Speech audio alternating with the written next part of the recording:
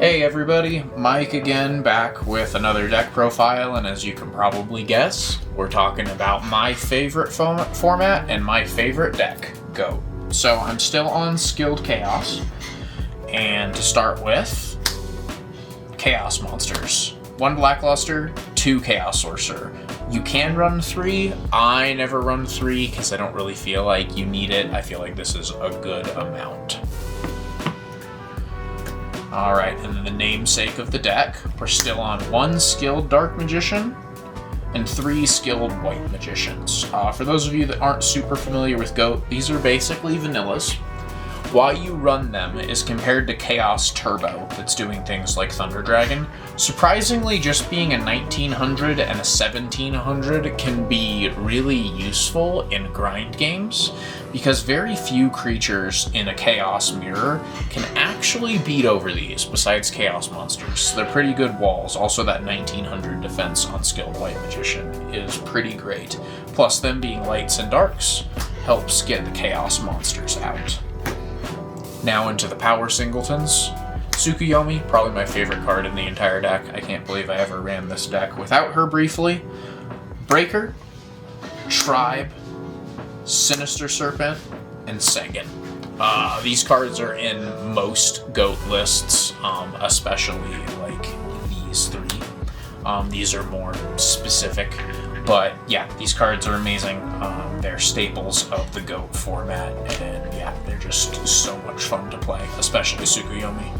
And one thing I like about this Sengen, and why I really like this card, I've been playing Yu-Gi-Oh! Off and on since the 90s, and this is my Sengen from grade school, so I think that's kind of cool that I still have that card.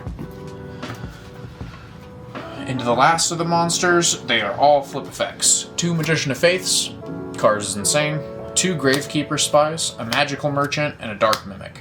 Gravekeeper Spy, kind of like what I was saying with the skilled package I'm playing, is really hard to get rid of. Being a 2000 defense that summons another one can just sometimes clog up the board, especially against matchups like Warrior, unless they happen to get Sasuke out. He can brick up the board for many turns.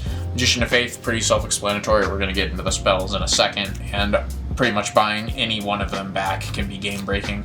Magical Merchant and Dark Mimic, they're both level 1s, which help me get into my Thousand Eyes, and milling cards and drawing cards are great. And this is effectively a draw also, because it mills until you hit a spell or a trap and puts it in your hand, which is really nice.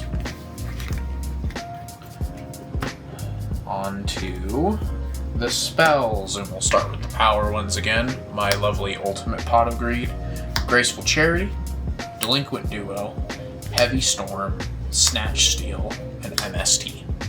This is pretty much the GOAT standard spell package. Very few decks don't run all of these cards.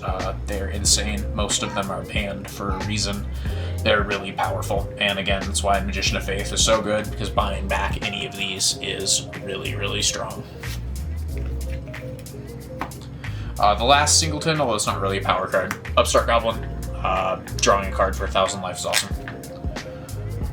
Triple meta. So one of my favorite cards in the entire game is Thousand Eyes. So part of why I built this deck is I wanted to play as much Thousand Eyes as I could. So we're on triple metamorphosis. And then to round out the spells, double Scapegoat.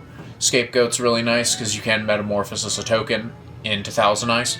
Not the same turn though, because when you play Scapegoat you can't summon anyway after you've done it. But Scapegoat is also a really good way of just bricking up the board and buying you a couple turns. Double Nobleman of Crossout, really good with Tsukuyomi, and then also Book of Moon.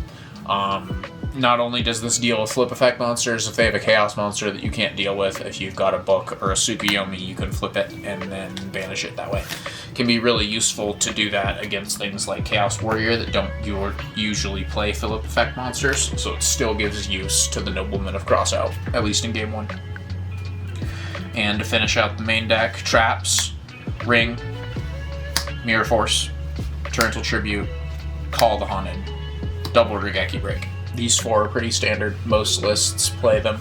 Regeki Break is normally more of a chaos thing, especially if you're playing Thunder Dragon, but me with Sinister Serpent, and then also sometimes the discard is just a positive because it lets you get into your chaos monsters. Alright, and my sideboard has changed a little bit. I was running some Solemn Judgments and a couple other things that I have since changed because I found myself not using them that often, so I'm giving this a shot. So, Jinzo, really good in the Warrior matchup and good against anyone who you know is running heavy traps. You have a lot of free summons in this deck, so being able to just sack something off of Jinzo can be really helpful. Blade Knight, Asura Priest, double Kaiku, double Zombraya. So, Blade Knight and Asura Priest are really good against the flip decks and the goat decks. Kaiku is your Mirror Breaker. It's really good against Chaos, and it can be good in other matchups, and Zombraya is really good against Warrior or anyone who's trying to play bigger creatures, since Zombraya can beat over most things. Then we're on double Death Wombat. This is just for burn. There might be better options for burn. It's just what I'm running right now, kind of because I have them. When I have a chance to play more burn, maybe I'll know better things to run. And that's all the creatures on my board. Now we're on to the spells and traps. We're on one Lightning Vortex. One of the changes, I'm back on Swords of Revealing Light. I watched a game where I saw someone do really well with this against Warrior, so I decided, why not give it a shot? So I'm seeing how I like Swords of Revealing Light.